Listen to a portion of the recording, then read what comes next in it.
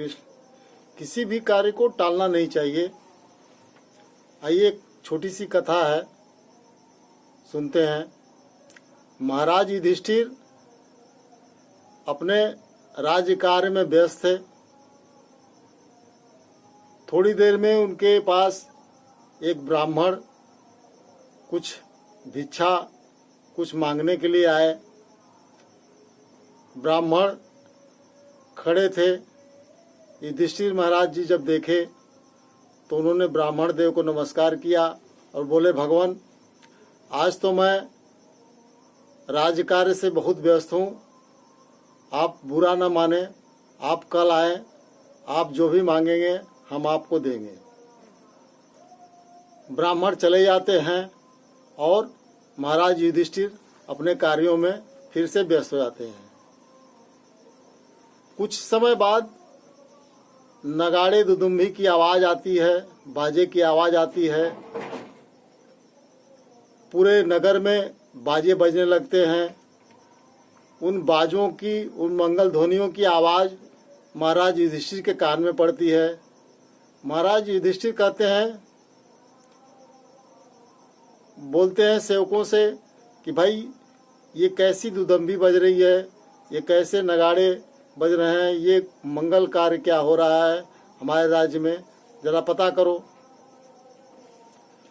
सेवक गण गए, बाहर देख रहे हैं तो सभी लोग दुदुम्भी बजा रहे हैं और नाच गा रहे हैं। उसमें भीम जी भी थे। तो उन लोगों ने पता किया कि भाई ये दुदुम्भी आप लोग क्यों बजा रहे हैं, क्या हो गया है। तो लोगों ने कहा कि यह तो भीम जी ही बताएंगे, क्योंकि उन्होंने कहा कि आप बाजे बजाइए। हम लोगों ने बजाना शुरू कर दिया, वो खुद भी बजा रहे हैं, नाच गा रहे हैं। महाराज युधिष्ठिर बड़े आश्चर्यचकित हुए। उन्होंने कहा, ठीक है, भीम को बुलाइए, भैया भीम को बुलाइए। भीम को बुलाया गया। भीम आए। भीम जी से पूछा महाराज युधिष्ठिर ने कि भैया आप ये मंगल कार्य का सूचक क्या दे रहे हैं, बाजे क्यों बजवा रहे हैं, क्या बात हो गई है। तो भीम जी ने उत्तर दिया कि महाराज हम इसलिए बजा रहे हैं कि आज हमारे बड़े भ्राताश्री को जब हमने देखा कि ये काल पे विजय पा चुके हैं। काल पे विजय? हाँ भैया, आप काल पे विजय पा चुके हैं। इस खुशी में हमने जश्न का माहौल बनाया, बाजे बजवाए। काल का विजय हमने कैसे प्राप्त कर लिया, युधिष्ठिर जी ने पूछा। तो भीम जी ने कहा कि जो ब्राह्मण देवगण आए थे आपके पास, आपने उन्हें कल के लिए टाल दिया। तो भैया ये बताइए कि कल तक आप रहेंगे, इसका मतलब कि आपके ऊपर कल तक काल की छाया नहीं आएगी, यह बात आप जान गए हैं। इस काल पे आपने विजय पा लिया है, तभी आपने उनको बुलाया। बड़े लज्जित हुए युधिष्ठिर जी।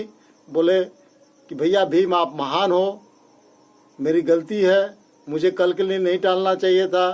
भीम जी ने कहा, कल आप नहीं रहे तो उस ब्राह्मण की पूर्ति कौन करेगा।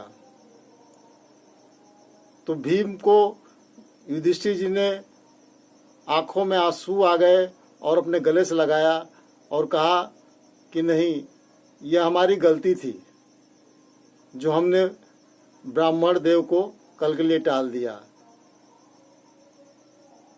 उसके बाद यह इस कथा का मेन सार है कि यदि किसी काम को आप कल के लिए टालते हैं तो कल आप रहेंगे नहीं रहेंगे, इस बात की कोई गारंटी नहीं है। क्यों? क्योंकि जो वर्तमान समय में हम जी रहे हैं, बस इसी की उम्मीद कीजिए, कल क्या होगा पता नहीं। इसलिए किसी भी कार्य को, जो कार्य जब करना तुरंत कर लीजिए, कल के लिए मत टालिए। कल का हमारा जिंदगी का किसी भी कार्य का कोई भरोसा नहीं, कल क्या होगा। इसलिए वर्तमान समय में जो लोग, वे लोग सभी लोग सुखी होते हैं जो किसी भी कार्य को तुरंत कर लेते हैं। वंदे कृष्ण।